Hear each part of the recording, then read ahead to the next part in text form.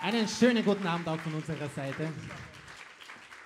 Wir freuen uns riesig, wieder mal im Borgi zu spielen.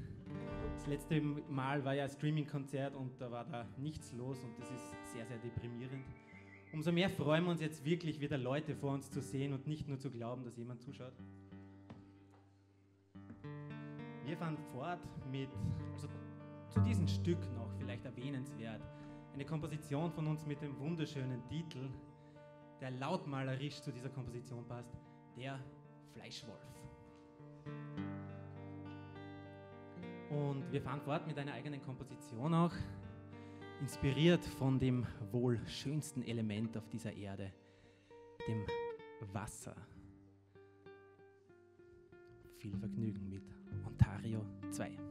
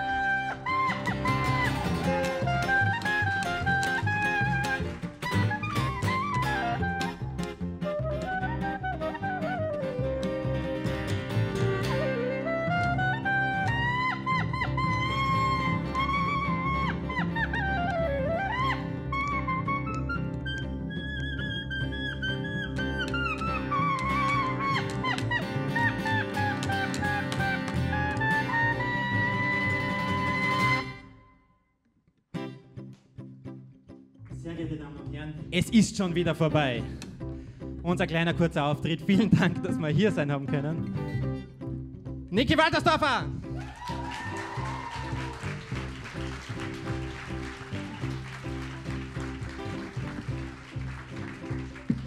Am großen Instrument Maximilian Kreuzer.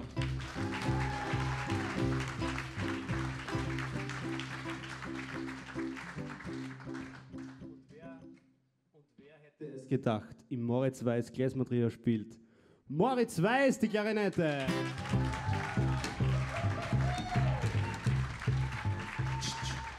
Wir haben auch noch was mitgebracht, das gibt es dann oben. Eine Platte gibt es übrigens von mehreren Künstlern des heutigen Abends. Da drinnen ist auch ein wunderschönes Bild, kann man mit nach Hause nehmen. Ein Stück von diesem Programm. Da darf man ruhig auch applaudieren. Vielen herzlichen Dank an den lieben Helge von der Mika, an die Ingrid vom Außenministerium, an den Herrn Huber von Borgi und Bess und natürlich an die wunderbare Technik des heutigen Abends. Danke, haben Sie noch viel Spaß mit der letzten Band. Vielen herzlichen Dank.